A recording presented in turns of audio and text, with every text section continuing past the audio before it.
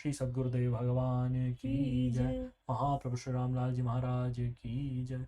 योगीराज अनंत स्वामी श्री चंद्रमोहन जी महाराज की जय। सदाशिव भगवान की जय। योगेश्वर श्री कृष्णचंद्र भगवान की जय। शंकर भगवान की जय। दिव्य जीवन दर्शन। विद्यालय की आदर्श नियमावली एवं उत्कृष्ट शिक्षा पद्धति। गुरुदेव भगवान आगे बतलाते हैं, हमारे विद्यालय के दो भाग थे। एक भाग में अध्यापन का कार्य होता था और दूसरे भाग में छात्रावास था। छात्रावास वाले भाग को श्रीमद दयानंद ब्रह्म महाविद्यालय कहा जाता था। तीसरा एक और भाग था जो भोजनालय के रूप में रहता था। भोजनालय के अंदर अच्छे कुलीन ब्राह्मण वेतन भोगी थे जो भोजन बनाया करते थे। भोजन व्यवस्था अति उत्तम थी। सायकाल तथा प्रातःकाल दाल फुल्के आदि का प्रबंध रहता था। सब ब्रह्मचारियों को दिन में एक बार आधा किलो दूध दिया जाता था जो भोजन से 2 घंटे पहले या भोजन के 2 घंटे बाद दिया जाता था। सर्दी के दिनों में प्रातःकाल 8:45 घंटी बज जाती थी। सभी ब्रह्मचारी भोजन कर लेते थे। आश्रम के सामने बड़ा ग्राउंड था जिसमें भोजन करने के बाद 10 मिनट तक घूमना जरूरी था। कदाचित कोई छात्र किसी कारण से समय पर उपस्थित नहीं होता तो वह दंड का भागी होता था। भोजन के बाद भ्रमण न करने के फलस्वरूप श्री आचार्य जी लंबी दौड़ लगाने या और किसी विशेष व्यायाम की आज्ञा दे दिया करते थे। इसलिए सभी छात्र अपनी नियमावली का पालन करते थे। 9:15 से 9:45 तक भोजन भ्रमण आदि से निवृत्त होकर के विद्यालय जाने के लिए तैयार हो जाते थे। 9:45 पहली घंटी बजती थी और 10 बजे अध्ययन की घंटी बज जाती थी, जिसके बजने पर प्रत्येक छात्र को विद्यालय पहुंच जाना पड़ता था। विद्यालय में पहुंचकर सभी विद्यार्थी अपने अपने अध्यापकों के समक्ष बैठ जाते थे। हर अध्यापक हर श्रेणी को अपना अपना विषय पढ़ाते थे। विभिन्न विषय पढ़ने के लिए उस विषय के अध्यापकों के पास जाकर के छात्रों को पढ़ना पड़ता था। साथ में यह नियम भी चलता था कि 1-2 विषय पढ़ लेने के बाद हर श्रेणी की 1 या 2 घंटियां खाली रहती थी। उस समय खाली समय के में सामने ग्राउंड में बैठ करके या गर्मी या वर्षा में अपने खाली कमरों में बैठ करके अपने पाठ को दोहराया करते थे। सभी छात्रों के लिए श्री अधिष्ठाता जी की तरफ से ड्यूटियां रहती थी कि कल तुम यह विषय दोहराओगे। दूसरे छात्रों को ड्यूटियां थी कि तुम व्याकरण दोहराओगे और तीसरे को छंद दोहराने के लिए कहा जाता था। किसी को भी खाली बैठने नहीं देते थे। सभी छात्रों का निरीक्षण आश्रम के अधिष्ठाता पंडित देवदत्त जी शास्त्री करते थे। दोपहर को लगभग 1 बजे हर ब्रह्मचारी को पौने घंटे का अवकाश मिलता था, जिसमें सब छात्र रसोई में जाकर के दूध पीते थे। दूध पीने के लिए श्री आचार्य जी का आदेश था, यकायक कोई दूध न पिए, प्रत्युत थोड़ा थोड़ा चक चक कर पिए।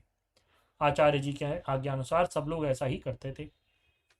इसके बाद शाम के 3:45 तक इसी प्रकार से पाठ्यक्रम चलता था। 4:45 छुट्टी की घंटी बज जाती थी। 4:45 से 4:45 तक हर ब्रह्मचारी अपने कमरे में पहुंच करके अधिष्ठाता जी की आज्ञा अनुसार अपना अपना कुछ न कुछ काम करते थे, अथवा जिनको शौच आदि जाना होता था वे शौच आदि जाते थे। इसके बाद सायकालीन नैतिक व्यायाम में सबको शामिल होना होता था। व्यायाम आदि के बाद लगभग 6 बजे घंटी बजने पर सभी को यज्ञशाला पहुंचना होता था। वहां पहुंचकर संध्या हवन में थोड़ी देर बाद आचार्य जी का उपदेश होता था और आज्ञाएं होती थी, जिन्हें सुनकर सब छात्र विधिवत पालन करते थे। आचार्य जी के उपदेश के उपरांत तत्काल भोजन की घंटी बज जाती थी और सब लोग भोजनालय में भोजन करने के लिए चले जाया करते थे। भोजन के उपरांत प्रातःकाल की भांति साय को भी सभी का थोड़ा थोड़ा भ्रमण करना जरूरी रहता था, जिसके बाद लगभग 7:30 बजे तक सभी ब्रह्मचारी अपने अपने कमरों में पहुंच जाते थे।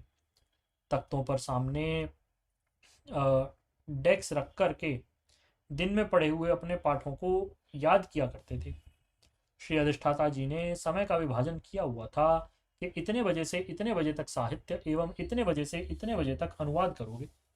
अपने अपने समय विभाग के अनुसार सभी छात्र अपना अपना काम करते रहते थे। अधिष्ठाता जी बरामदे में घूमते हुए देखते थे कि कोई ब्रह्मचारी किसी प्रकार से हंसी मजाक में कालयापन तो नहीं कर रहा। हर कमरे में एक ब्रह्मचारी मैनेजर रहता था जो सभी ब्रह्मचारियों की हरकत को अधिष्ठाता जी के सामने कहा करता था, और उसी कमरे में प्रच्छन्न रूप से एक गुप्त मैनेजर रहता था और वह यह देखता था कि मैनेजर किसी की गलत शिकायत अथवा पक्षपात न कर रहा हो। इसी प्रकार की नियमावली गर्मियों के दिनों में चलती रहती थी। अंतर केवल मात्र इतना था कि गर्मियों के दिनों में विद्यालय सुबह 7 बजे जाना पड़ता था। बीच में 9 बजे दूध पिलाते थे और 12 बजे तक छुट्टी होने पर सभी ब्रह्मचारी श्री अधिष्ठाता जी की आज्ञानुसार अपनी अपनी पाठ्य पुस्तकों का अध्ययन किया करते थे। नियमानुसार 4:30 बजे तक यह अध्ययन क्रम चलता रहता था। 4:30 बजे शौच आदि नैतिक कर्म से निवृत्त होकर ग्राउंड में नैतिक व्यायाम किया करते थे। संध्या एवं अग्निहोत्र आदि का नियम प्रातःकाल तथा सायकाल दोनों समय नियम से ही होता था। विद्यालय की यह नियमावली मैंने बहुत ही संक्षेप में लिखाने की कोशिश की है। सप्ताह में 2 बार हर ब्रह्मचारी का डॉक्टर लोग निरीक्षण करते थे कि स्वास्थ्य में कोई खराबी न हो। आनंदकंद सर्वशक्तिमान की कृपा से सभी ब्रह्मचारी पूर्ण स्वस्थ रहते थे। 3 साल के दायरे के अंदर किसी भी प्रकार से अस्वस्थ न होने के कारण श्री आचार्य जी का हृदय मेरे प्रति बहुत प्रसन्न था। एक बार सभी छात्रों के बीच मेरा मान बढ़ाने के लिए आचार्य जी ने पारितोषिक भी दिया। हमारे विद्यालय का नियम था कि डाक पहले श्री आचार्य जी के चरणों में पहुंचती थी। उन पत्रों को वे स्वयं देखते थे, तब छात्रों को मिलती थी। ब्रह्मचारियों के पास आने वाले पत्र केवल मात्र उनके माता पिता और कुटुंबी जनों के ही होते थे। अन्य मित्र दोस्तों की डाक प्राय आती नहीं थी। श्री आचार्य जी का एक और नियम था। कभी कभी बिना किसी को बतलाए सभी छात्रों को बाहर बुला लेते थे और उनकी अलमारियों को दिखा लेते थे कि ब्रह्मचारियों की अलमारियों में नॉवल, उपन्यास, किस्से, कहानियों की पुस्तकें तो नहीं। प्रायः इस प्रकार की कोई पुस्तक या पत्र छात्रावास में मिलते नहीं थे। कदाचित कोई छोटी मोटी चिट्ठी या पुस्तक मिल जाती तो श्री आचार्य जी उसको फड़वा दिया करते थे और उस छात्र से पूछा करते थे कि ये पुस्तक तुम्हारे पास कहाँ से आई, क्योंकि विद्यालय का नियम था कि कोई भी ब्रह्मचारी शहर नहीं जा सकता था या मनमुक्ता से कहीं भी सैर करने नहीं जा सकता था, क्योंकि विद्यालय के नियमानुसार कपड़े धोने के साबुन, कलम, दवात, कॉपी और अध्ययन की सभी पुस्तकें विद्यालय के स्टोर से स्टोर कीपर दे देते थे। केवल मात्र अधिष्ठाता जी से मंजूरी लेनी पड़ती थी कि मुझे इन इन चीज़ों की आवश्यकता है। अधिष्ठाता जी के हस्ताक्षर हो जाने के बाद ब्रह्मचारियों को सब वस्तुएं स्टोर में निःशुल्क मिलती थी। आश्रम का एक और नियम था कि हर ब्रह्मचारी को संस्कृत ही में बात करनी पड़ती थी, चाहे वह शुद्ध बोले अथवा अशुद्ध, किंतु बोलना संस्कृत में ही होगा। इसके फलस्वरूप हम लोगों का संस्कृत संभाषण का इतना ऊंचा अभ्यास बढ़ गया कि देखने सुनने वाले बड़े ही विस्मित होते थे। मुझे एक छोटी सी घटना याद आई। एक बार एक सनातन धर्म विद्यालय के काफ़ी छात्र हमारे विद्यालय में प्रतियोगिता के लिए आए। उनमें बहुत उच्च श्रेणी के शास्त्री भी थे। उनको श्री आचार्य जी ने बार बार कहा, आप क्यों नहीं बोलते, आप बोलिए। शास्त्री जी ने उत्तर दिया, नात्र में कश्चित प्रतिद्वंदी एतस्मात् कारणात् नाहं वदामि। आचार्य जी ने उत्तर दिया, प्रतिमल्लस्तु कश्चित भविष्यति भवदिभः वक्तव्यम। उन शास्त्री जी ने आचार्य जी की ओर अहंकृति से देख करके कहा, कस्तावत अत्र में मल्लह आहूयताम, अर्थात यहाँ मेरा प्रतिद्वंदी कौन है उसे मेरे सामने ले आओ। आचार्य जी ने मेरी ओर संकेत करके कहा, एष बालस्तवात भवताम प्रतिमल्लह भवद्भिर वक्तव्यम, अर्थात ये बालक आपका प्रतियोद्धा है, आप बोलिए। शास्त्री जी को बड़ा आश्चर्य हुआ। उन्होंने उत्तर देते हुए कहा, अहो मे मनसी महदाश्चर्यम यत् 14 वर्षीयो अयम बालः मे प्रतिमल्लः, 14 वर्ष का यह बालक मेरा प्रतिद्वंदी है। ऐसा देख करके मुझे बड़ा आश्चर्य हुआ। आचार्य जी के संकेत पर उन शास्त्री जी के साथ मैंने विवाद आरंभ किया। ये देख करके सबको महान आश्चर्य था। मेरे साथ में अन्य साथी भी धारा प्रवाह संस्कृत बोल रहे थे और सबका उच्चारण शुद्ध था। ये देख करके सभी दर्शक आश्चर्यचकित थे और कह रहे थे कि अहो, इस विद्यालय के छात्रों की कितनी ऊंची योग्यता है कि एक शास्त्री के प्रति 14 साल का एक बालक ने धारा प्रवाह उत्तर दिए और शास्त्री जी को निराश होना पड़ा। आचार विचार एवं शुद्ध आहार का निरीक्षण श्री आचार्य जी स्वयं करते थे। इन्हीं सब कारणों से हमारे विद्यालय सारे पंजाब में ख्याति प्राप्त विद्यालय था। पंडित नरदेव जी शास्त्री दर्शनाचार्य, जो पंजाब के प्रख्यात विद्वान थे और लाहौर ओरिएंटल कॉलेज के संस्कृत विभागाध्यक्ष थे, विद्यालय में प्रायः आया जाया करते थे और श्री आचार्य जी के प्रति परम स्नेह रखते थे। श्री कृष्ण प्रेम के कारण विद्यालय त्याग। मैं इस विद्यालय में लगभग 2.5 या 3 वर्ष तक अध्ययन कर पाया। इसके बाद विद्यालय मुझसे छूट गया। यद्यपि श्री आचार्य जी की यह प्रबल इच्छा थी कि मैं विद्यालय से ना जाऊं। अखिलात्मा तजक पावन भगवान कृष्ण की कृपाओं को मैं इस आर्य विद्यालय में पढ़ते हुए भी बराबर अनुभव करता रहता था। मेरे मन में यह भावना बनी रहती थी कि भगवान श्री कृष्ण की जन्मभूमि तथा क्रीड़ा भूमि वृंदावन आदि को आंखों से जाकर देखूं। विद्यालय छोड़ते समय आचार्य जी ने मुझसे कहा, बेटा तुम क्यों जा रहे हो? ब्राह्मणों को तो विद्या का धनी होना चाहिए। इतनी ऊंची शिक्षा छोड़कर क्यों जा रहे हो? मेरे विद्यालय को मत छोड़ो, यहीं रहो। आचार्य जी के समक्ष मेरे मुख से स्वाभाविक निकल पड़ा, आचार्य जी, मैं शायद आर्य न रह पाऊं। आचार्य जी हंस पड़े, हंसकर कहने लगे, तो क्या तू मुसलमान हो जाएगा? मैंने कहा, नहीं आचार्य जी, मुसलमान नहीं बनूंगा। आचार्य जी कहने लगे, तो क्या बनेगा? मैंने उत्तर दिया, मुझे श्री कृष्ण प्यारे लगते हैं। आचार्य जी ने उत्तर दिया, तो कृष्ण क्या हमें बैरी लगते हैं? हमें भी तो खूब प्यारे लगते हैं। कृष्ण का प्यारा लगना कोई बुरी बात नहीं, तू उनसे खूब प्यार कर और कहीं मत जा, यहीं रह। किंतु संस्कारों का वेग था और संस्कारों की प्रबलता थी कि मैं अपने इस अमरता के दाता विद्यालय को छोड़ आया। पश्चाताप तो मेरे मन में बहुत हुआ, किंतु विवशता से ऐसा ही हो गया। विद्यालय छोड़ देने के बाद भी श्री आचार्य जी की यह प्रबल इच्छा रही कि मैं पुनः अपने विद्यालय में पहुंच जाऊं, किंतु ऐसा हो नहीं पाया। विद्यालय के निवास काल में श्री आचार्य जी की तपश्चर्या को मैंने अपनी आंखों से देखा था। वे लगभग 21-21 दिन तक शीशम के पत्ते चबा करके कुएं का जल पीकर अनुष्ठान रत रहते थे। उनकी इस घोर तपश्चर्या का मेरे मन पर बहुत प्रभाव पड़ा। इससे पहले मैंने कोई व्रत उपवास आदि नहीं किए थे। विद्यालय छोड़ने के बाद मैं अपने घर पर आ गया। विद्यालय छोड़ देने से श्री पिताजी के मन में कष्ट तो हुआ, किंतु उन्होंने मुझे कुछ विशेष नहीं कहा। वे उस समय कहीं प्रचार क्षेत्रों में गए हुए थे। घर पर केवल मात्र मेरे चाचा जी पंडित शिवनारायण जी थे। वे परम सदाचारवान एवं दृढ़ संकल्प व्यक्ति थे। उन्होंने मुझे बहुत ताड़ना दी और कहा, पढ़ाई छोड़कर यहाँ आ गया है, अब तेरे पतन का समय आ गया। चाचा, जो मेरे खान पान आदि की व्यवस्था तो खूब उत्तम रखते थे, अपने हाथों दूध उबाल उबाल कर पिलाते थे, किंतु विद्यालय छोड़कर चले आने से उनके मन को बड़ा कष्ट था, अतः मुझे बार बार ताड़ना देते थे। भावावेश में घर से प्रस्थान एवं पवित्र ब्रजभूमि के दर्शन। एक दिन की ताड़ना से मेरे मन को भी बहुत बहुत दुख हुआ। दोपहर को लगभग 2 बजे का समय था। मैं उनके सामने ही एक नागपुरी रेशमी चद्दर लेकर के धोती कुर्ते पहने हुए घर से निकला।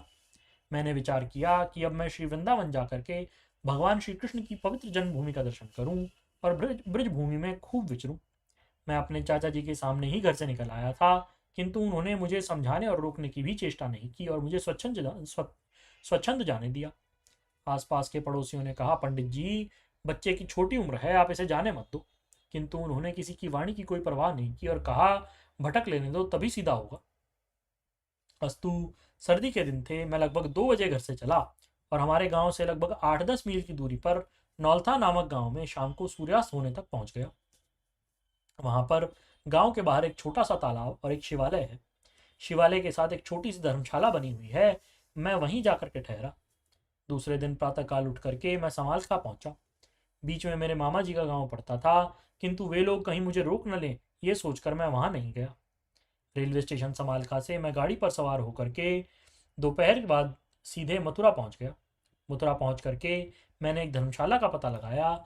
ये धर्मशाला गौ घाट पर अब भी है। उसको भिवानी वालों की धर्मशाला कहते हैं।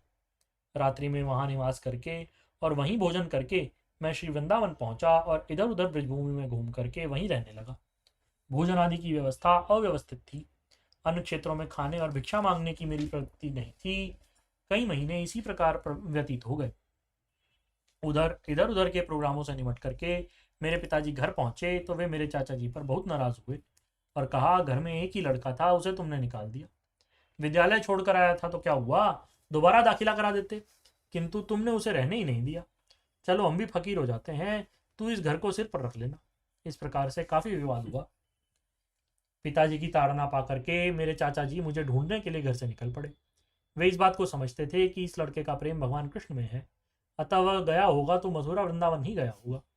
इसी विचार को लेकर के वे मथुरा गए और वहां से वृंदावन पहुंचे। श्री वृंदावन के सब घाट उन्होंने देखे, मैं उनको कहीं नहीं मिला।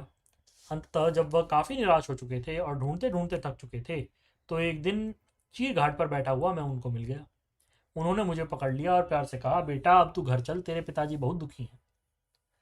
चाचा जी के कहने पर घर लौटाना और पुनः अध्ययन हेतु अमृतसर में गागरमल संस्कृत विद्यालय में प्रवेश। चाचा जी का कहना मान करके मैं फिर घर चला आया। पिताजी बहुत प्रसन्न हुए और उन्होंने मुझे समझाकर कहा, बेटा भगवान कृष्ण में प्रेम रख, किंतु पढ़ाई भी बहुत ज़रूरी है। यदि अब नहीं पढ़ेगा तो तू मूर्ख ही रह जाएगा। इसलिए चल, अब तुझे किसी दूसरे विद्यालय में दाखिला करा देते हैं। ये समझा करके वे मुझे अमृतसर ले आए। अमृतसर में पंडित परशुराम जी आर्य समाज के पुरोहित थे। उनके द्वारा मेरे रहन सहन की सुव्यवस्था हो गई। मैंने एक विद्यालय में पढ़ना आरंभ कर दिया। अमृतसर में दूल्हों के कटरे में पंडित गोविंद शरण का एक भोजनालय था। वहाँ दोनों समय भोजन करने की व्यवस्था मेरे पिताजी कर गए थे। मेरे रहने की व्यवस्था पंडित परशुराम जी ने अपने मकान के पास एक आर्य स्कूल में कर दी थी। वहाँ रहकर कुछ दिन गागरमल संस्कृत विद्यालय में तथा इसके अतिरिक्त अन्य कई स्थानों में अध्ययन कार्य चलता रहा। मैं अपने लाहौर विद्यालय से धर्मेंदु एवं विद्यानिधि 2 परीक्षाएं उत्तीर्ण करके आया था और वह योग्यता मन के अंदर पूरी पूरी भरी हुई थी।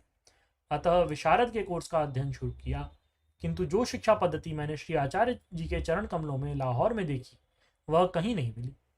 फिर भी यथा तथा मैं स्वतंत्रता पूर्वक अध्ययन करता रहा। आचार्य जी का जीवन बहुत ही तपोमय था, अतः तप और स्वाध्याय के संस्कार वहां से दृढ़तापूर्वक बन चुके थे। रह रहकर ये भावना उठती रही कि मैं कहीं एकांत में रह करके तपश्चर्या करूं। लाहौर के हमारे विद्यालय में प्रातः काल के व्यायामों में योगासन कराए जाते थे, अतः मन पर योगाभ्यास का भी तीव्रतम संस्कार था। शेषकर ले श्री सद्गुरुदेव भगवान की जय। परम प्रभु श्री रामलाल जी महाराज की जय। योगराज अनंत स्वामी श्री चंद्रमोहन जी महाराज की जय। सदाशिव भगवान की जय। श्री वृंदावन बिहारी लाल की जय। शंकर भगवान की जय। हर हर महादेव।